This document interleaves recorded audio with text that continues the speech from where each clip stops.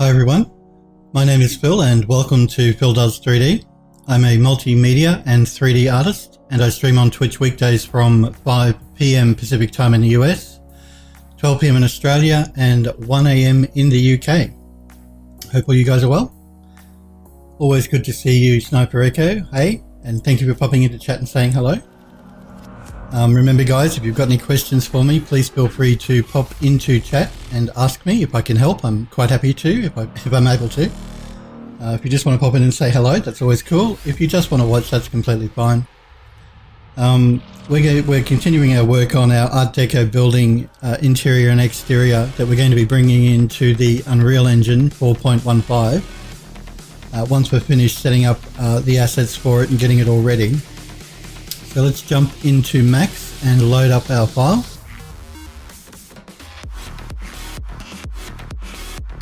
Yesterday we were doing some work on one of the doors, one of the side doors for this building.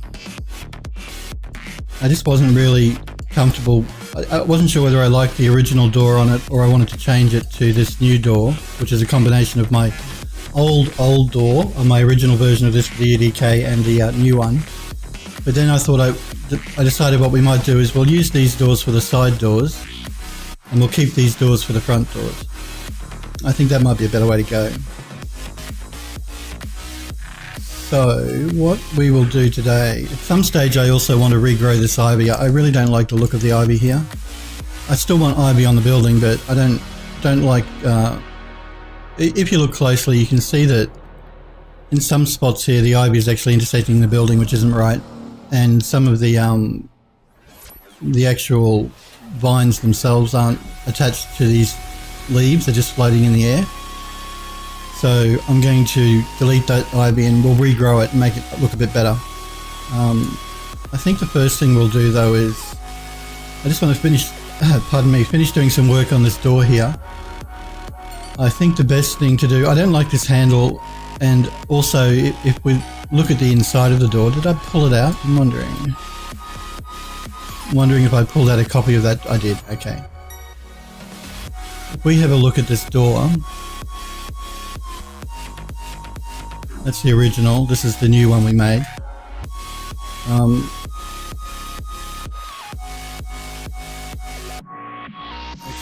Actually, that's an older version of the new one we made. Let's pull out another copy. I know it's getting a bit confusing here, but I did make a small adjustment to this door, so after I'd made that copy, so let's just pull out a new copy. Again, by just holding down the shift key and max and dragging, and make sure it's a copy and not an instance.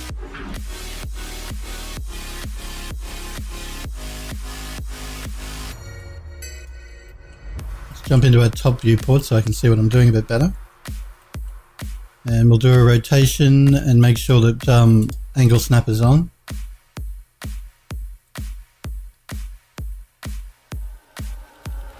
$90 degrees, that looks good. Let's pull it over.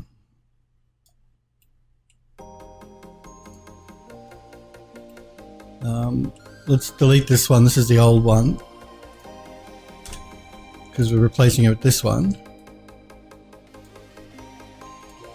Now let's have a look at this door. Now, I don't like this handle at all. Actually, there's no handle there at the moment. That's just in the texture.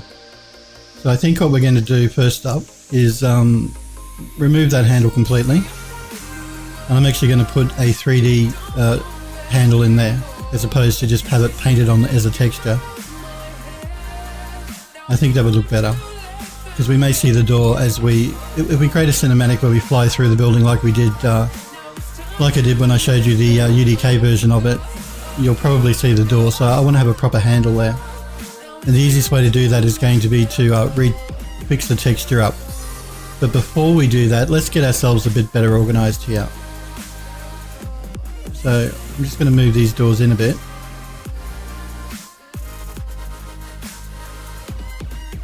So they're all in line with our assets we've got for our building.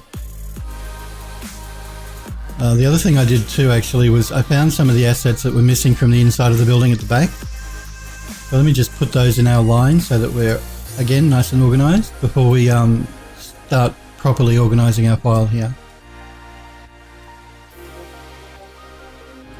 And again, I just line my assets up like this, that way I won't accidentally miss one when I come to rebuild the building in UDK. In the Unreal Engine, not the UDK, in the Unreal Engine.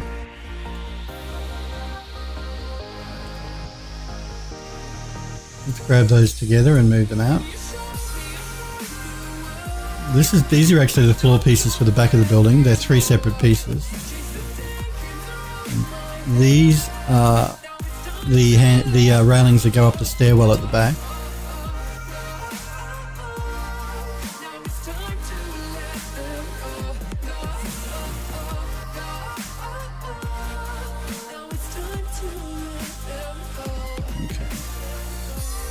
I'm just going to pull these floor pieces apart because they are separate objects, so we will be taking them into the engine as separate objects.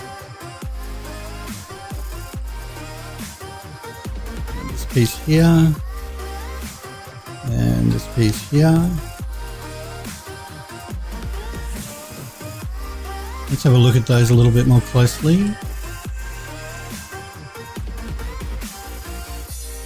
All right. Let's move them down. This is the railing there's a back stairwell in that building that you briefly see in the fly-through as we go through the doors on the upper level and go over the railing. You see a stairwell in that back wall. That's what this railing is for. We'll keep them together. They're separate pieces. I'm going to export them as separate pieces, but just for the sake of me not getting completely confused, I'm going to keep them all together like that though. Just in our layout here. But when it comes time for me to actually export them, I'll select the individual pieces for export. There's 3 pieces here, the top railing, the bottom railing, and side rails. So, okay, we've got all those lined up, that looks fine.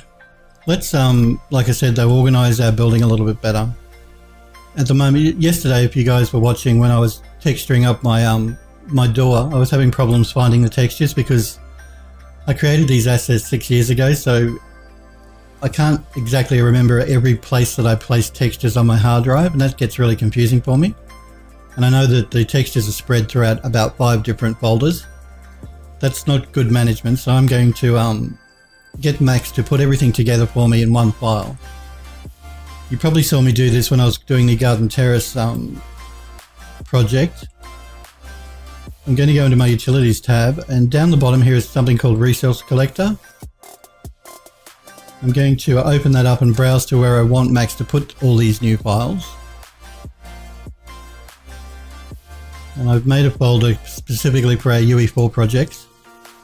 And our Art Deco building here. Deco model. We're going to get Max to put everything in there, so I'm going to use that path. I'm telling it to collect all the bitmaps. I'm going to include the Max file. I'm going to get it to copy, and then I'm going to also tell it to update the materials. What that's going to do is it's going to automatically change all of our material paths from wherever they are spread all over our hard drive into that one folder. So we have our path set, collecting bitmaps. We're including a copy of the Max file. Yeah, Resource Collector is really handy, Sniper Echo. It really comes in really useful, particularly for people like me who have a tendency to, like I said, spread their stuff far and wide on their hard drive. It's better that you don't when you're working if you can keep everything together. But if you make a mistake and you've got stuff spread everywhere, this Resource Collector comes in really handy. I'm going to tell it to begin. It's just going to go through my my file here and move all of my bitmaps and textures into that folder, and it's also going to save out a copy of our file here into that folder. And then it's going to update all of the paths for our textures here in our material browser so that they all point to that new folder. And you see that these are all of our textures, and doing all this by hand would have been a bit of a pain, a major pain. So let me just double check this. And you can see here what I mean. It's moved all of those textures into our UE4 projects, models, Art Deco building, Deco model folder. And so I don't have to go through by hand and change all of those paths. So really handy. All right.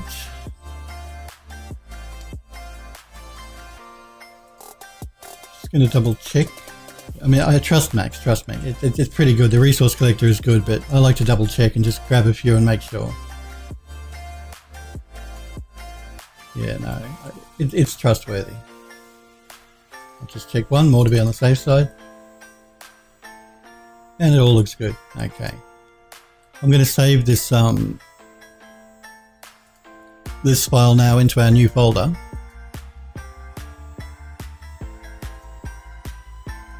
Deco mod. Now Max will have put a copy of it there already for me, but I'm going to resave it again.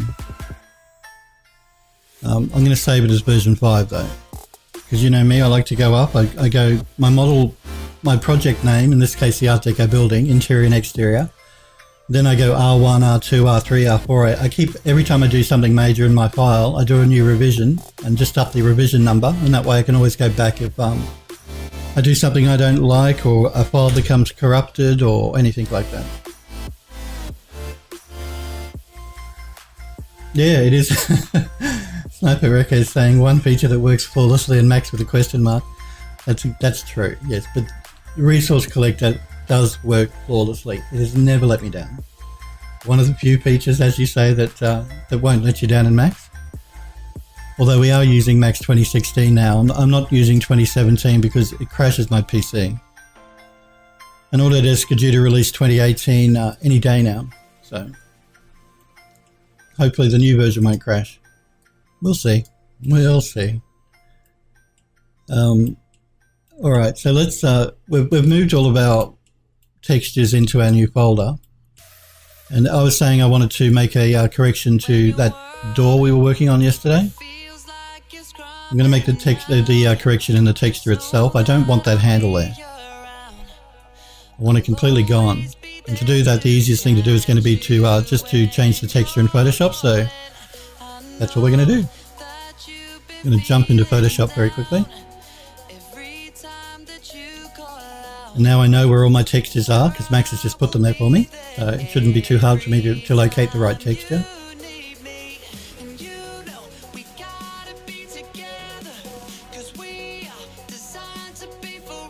I'm just going to change my layout here because when I work in Photoshop I move all of my tabs to the second monitor, but you guys can't see that, so I'm just going to go back to default here and open up our door texture there. So let's go to the right file. Now you'll see me, these are just for anyone curious, I don't like the roof on the building. It was fine for when I made it in the UDK, but I wanted to improve it for the remake in Unreal Engine 4. And so what I've been doing is I've been going through and collecting tiles because I want to retile the roof. So I'm just going through and collecting images of tiles to see what I want to create and what I want it to look like. So that's what all that's about. We'll go through that a little bit later though. Like I said, I want to rebuild the roof and improve the tiling on the roof because the texture that the roof is using is not great. Again, you know, I created this stuff 6 years ago and not everything I make is gold, so my apologies for some of the stuff in that you're seeing at the moment because yeah, it's old, and we're going to be improving it for the new engine, and that's what this is all about. But let's go back into our folder here and find the texture for that door. UE4 projects, models, Art Deco building, Deco model. Alright, now it looks like a lot of my textures here are Targa, which is fine. I remember when I made this model, Epic Games used to always recommend you work in Targa TGA format when you work with their engine. I don't know if it's still the same, whether they still recommend that or not. For a game engine, I guess the reason they recommend Targa, hearsay, the reason they recommend Targa is because it's a lossless format, and so I assumed they wanted you to present your models in the engine in as good a light as it possibly could be shown. Generally with a game engine though, the only thing I would recommend keeping as Targa is the normal maps, because like I say to you guys, don't ever convert a normal map to a JPEG because you'll destroy the normal map. Always keep them as Targa, generally. But the textures themselves I may convert to JPEG, and the reason I might do that is because even though you do lose some information converting a Targa image to a JPEG image, provided you don't do too much compression on the JPEG, it should be fine. And the JPEG is going to be, you know, a quarter of the size of the Targa image. And again, with anything you're creating for a game or a game engine, you've got to try and reduce your memory as much as you possibly can. Like I said, it's not as vital nowadays as it used to be when I was working in games development a few years ago. But you still should keep it in mind. So I'm going to read up a bit more on the new Unreal Engine because, like I said, it's been a little while since I've used it to see if Epic still recommend keeping them as Targa. If they don't, then I'm going to convert the bitmap textures to JPEG, keep the normal maps as Targa. But everything else, like my alpha maps and my specular maps and stuff, I'm going to convert to JPEG, I think. Unless, as I said, I read that they still recommend using Targa. But we'll see how we go. So that's why most of my textures here are in Targa format, because originally in the UDK they recommended using Targa. So let's have a look for that door. Now I know it's going to be here, I've just got to find it.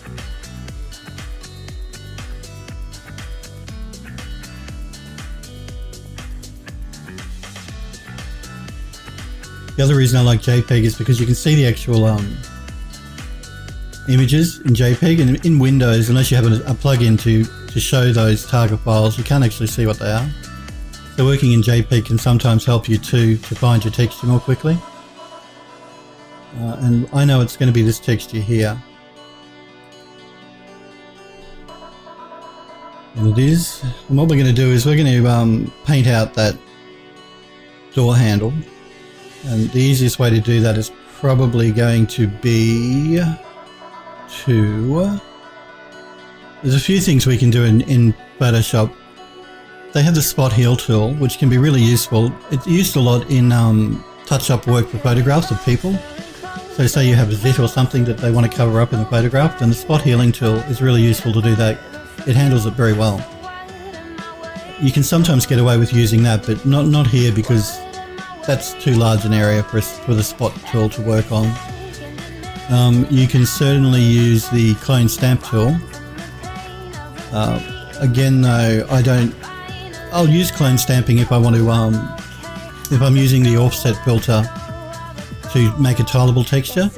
So if you want a tileable texture, you go to the offset filter, and then I'll use the clone stamp tool to blend the two pieces together so it's all tileable.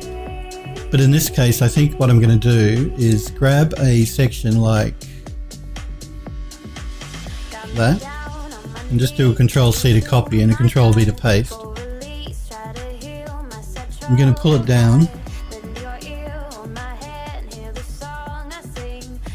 Now I am noticing that there's a color variation difference here, but before I tackle that, I'm going to go into my eraser tool, work with a pretty large brush here. I'm working with a soft edge brush as well. I'm just going to fade out those ends.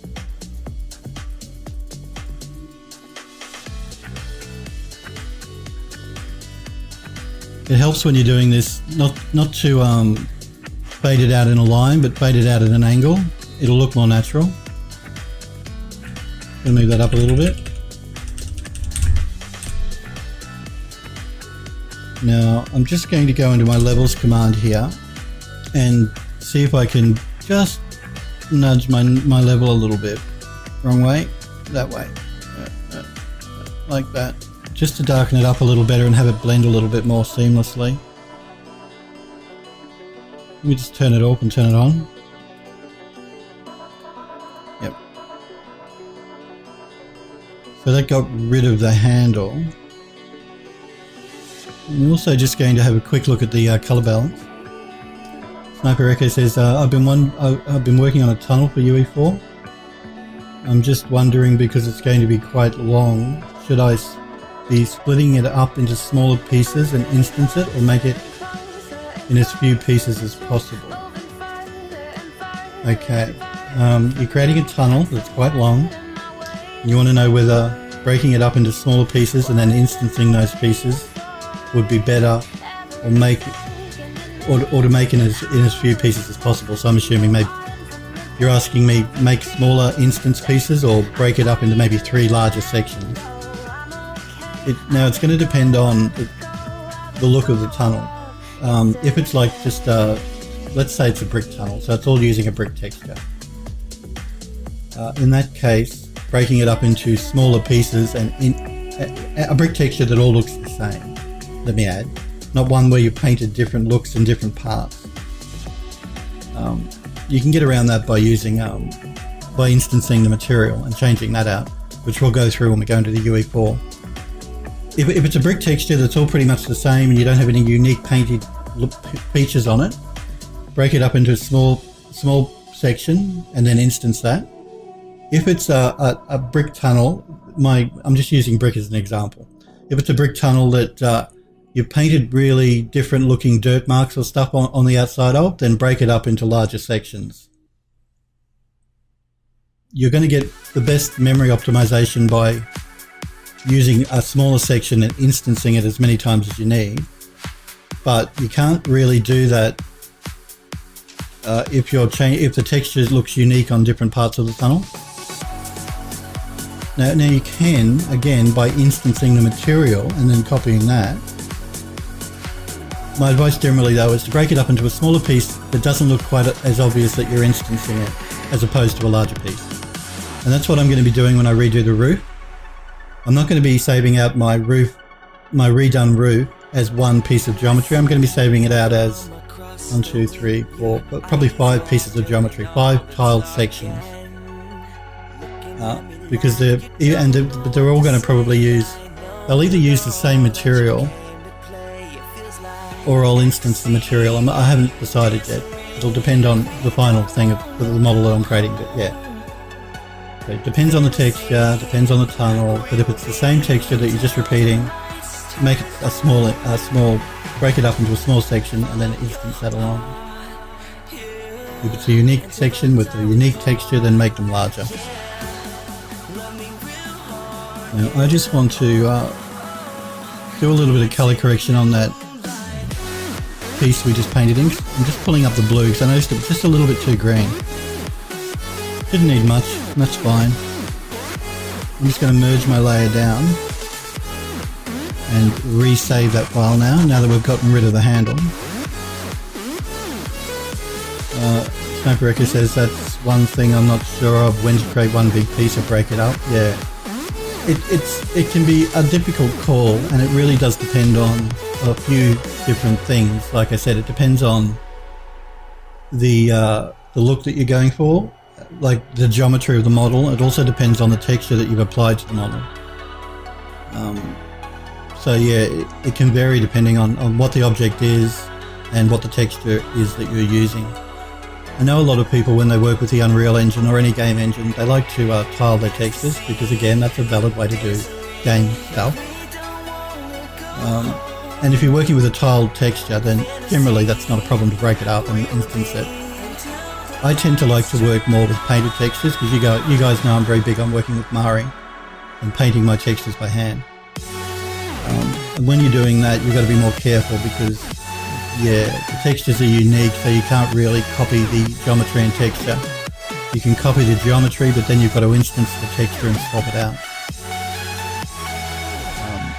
But again, we'll look at all of that when I jump into the Unreal Engine.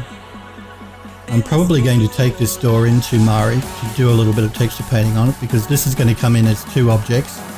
One is going to be the door frame, or 3 objects actually. One will be the door frame, all the wood. One will be the stained glass, and the third one will be the actual door. So me painting it up here will be fine because we're going to be working with one texture anyway, 2 textures I should say, the stained glass and the outdoor.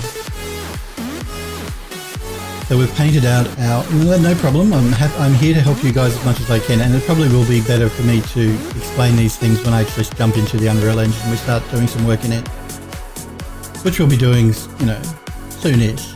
I do want to update, like I said, my models here for the new engine because I want to make them look as good as I possibly can. because I am keen to start working with the new Unreal Engine and the lighting in it. So I'm looking forward to jumping into it myself, but one thing at a time. I think with this model, we have to make sure it looks as good as it can before we bring it in. Let's jump back into Max. Now we can see that our handle is completely gone, which is what I wanted. I'm going to pull in by doing an import, and a merge, a door handle I created. If I can remember where I put it. Okay, it's here.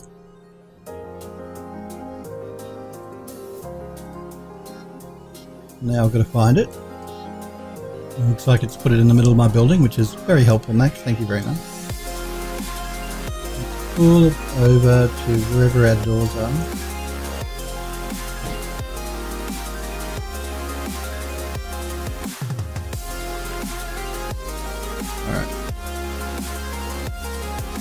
Pull it forward, move it up a little bit. Up. Max is very fiddly today for some reason.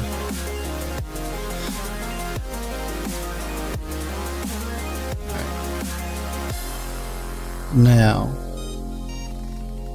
got to get my bearings here so I make sure the handle is facing the right direction in relation to the door. I know I want to put it on this side. Looking at my door over there. Yep, that looks good. Alright.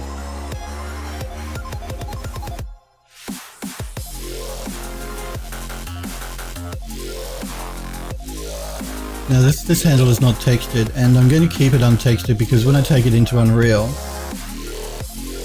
I'm going to apply like a metallic texture to it as opposed to doing a painted texture. This one's going to be more like a, what would you call it, like stainless steel, metallic type look. So I'm going to keep the actual handle unpainted, or untextured I should say. And we'll texture it up using like more of a physically based material when we get into Unreal.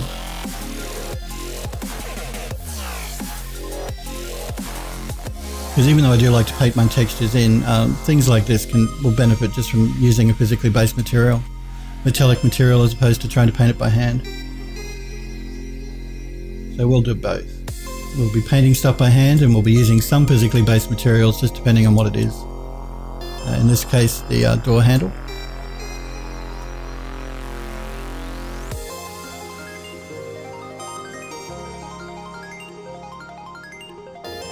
Now, Max, I don't know why Max is doing that. When I'm using my scroll wheel just to move in and out, Max is jumping way back when I do that. So I'm going to use the magnifying glass here. It'll give me more control over my zooming.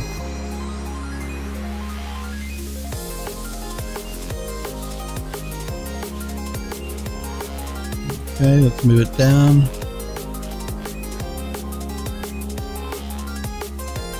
And I'm just trying to get gauge the actual size of the handle in relation to the door here. That's what I'm looking for. That's why I'm pulling back a bit on it.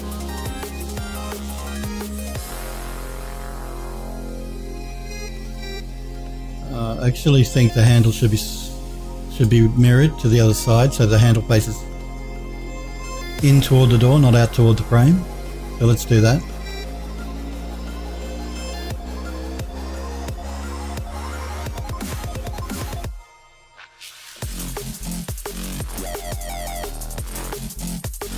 The door handle won't be pointing out towards the frame, it'll always point in toward a door.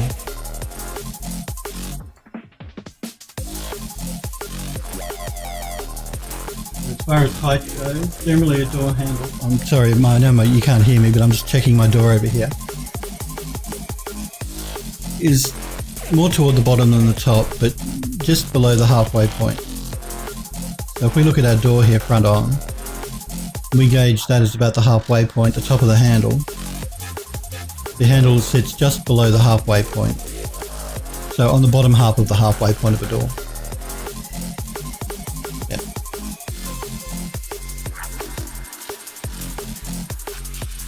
I'm just going to move it over so it's about in the center of that plank of wood there.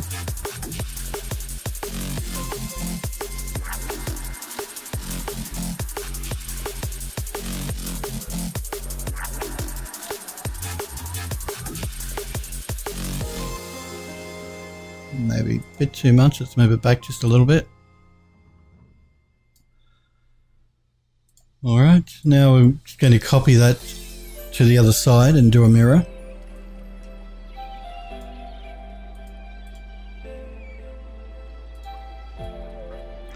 You see, okay, if I rotate it at 90 degrees, or 180 degrees rather, the handle will be facing the wrong way, so I use the Max's mirroring tool.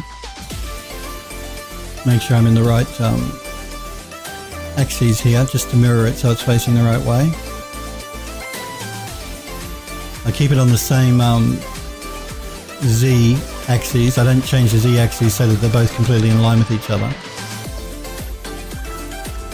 Come on, Mac.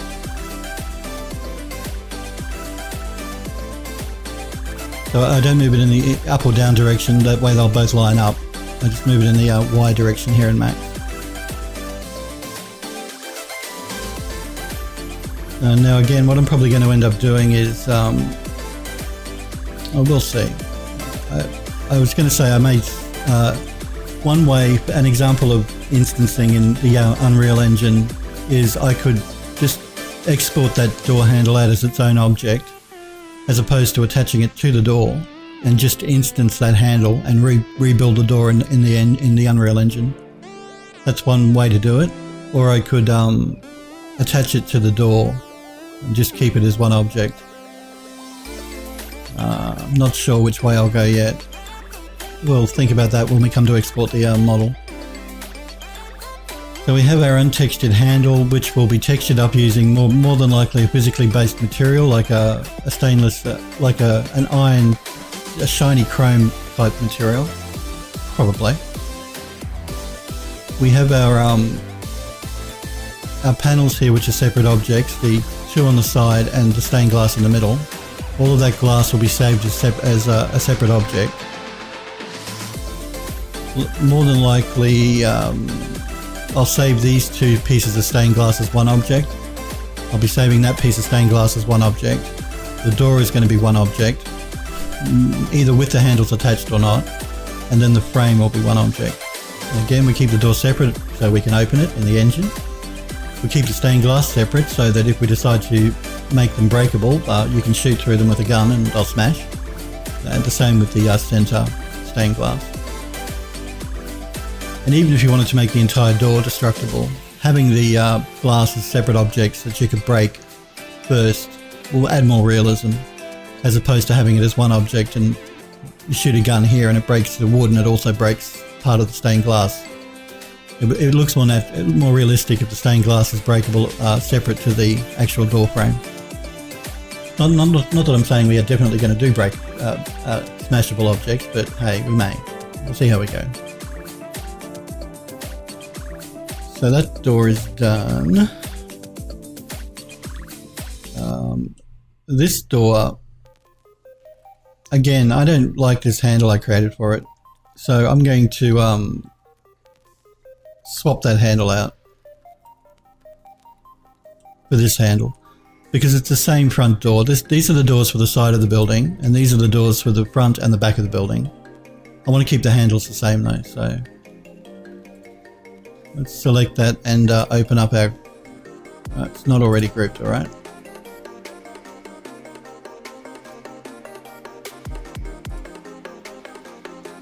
I'm going to select the handle that I made. I'm going to delete it.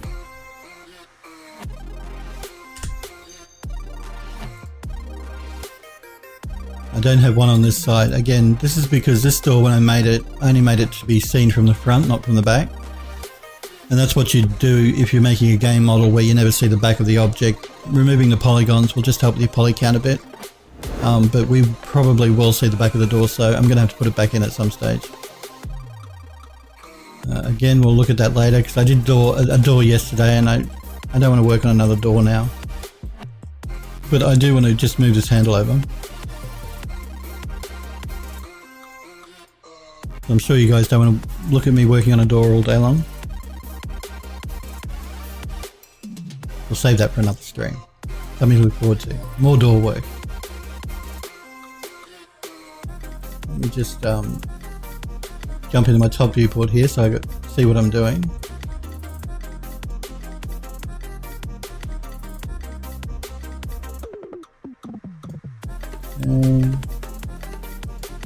Got to be moved over. It looks like I've still got a couple of pieces of geometry here that I have to remove, so I'm just going to pull my handle out and select my door again.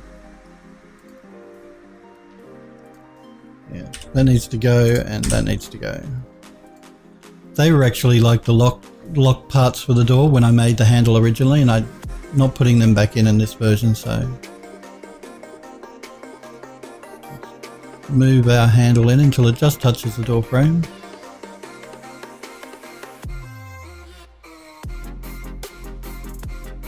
And let's judge our height here. Again, I'm looking for the top of the handle to come about halfway up the door and place the handle below that halfway point. I might move it down just a little bit. Alright. I won't put the one on the back side yet because there's no point in doing that until we actually fill in the back with polygons, which we'll do later.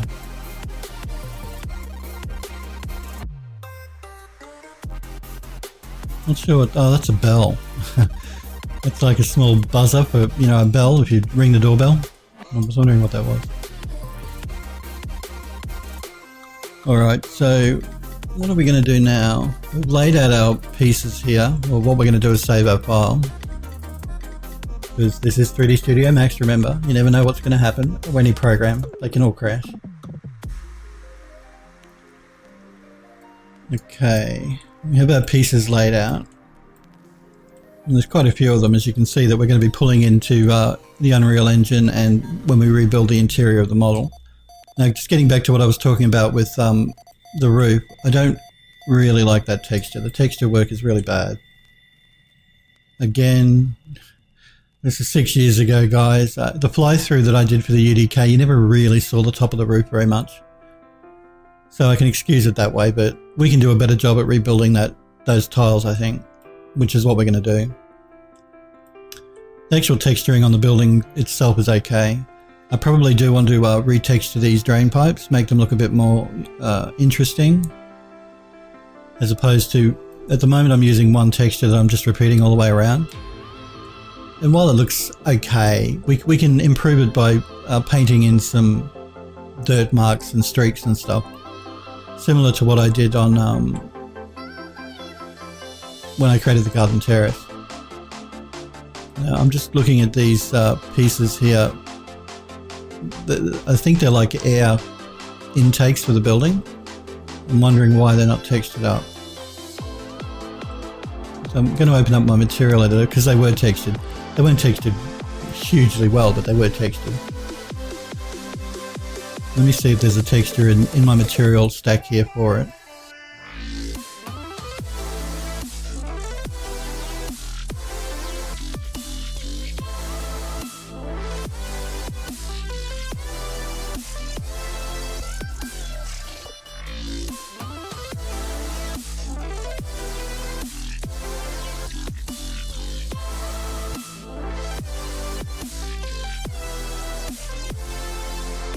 I wonder if it's this one. An easy way to find out will be for me to just change the color on this and see if it changes in the viewport. I'm going to copy my color so I can paste it back if that's not the one that I'm after. And that's not the one that I'm after, so I'm going to paste that color back in.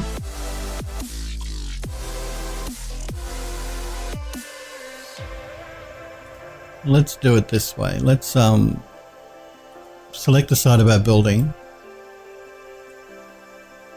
I'm pretty sure that they are actually using the same part of the texture that's in the actual side of the building itself.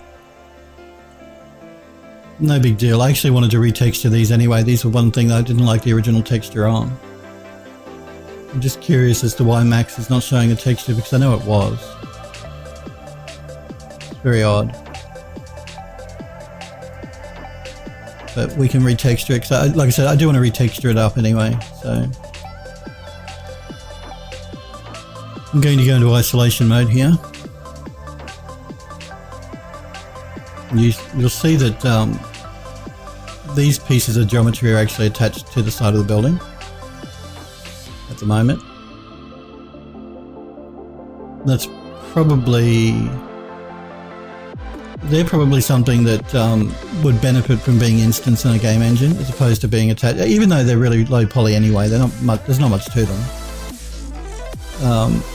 If you were really trying to conserve polys, you could make one of them and instance it in your game engine around, and just make a couple of different texture maps to swap it up to make it look a bit more unique around the building.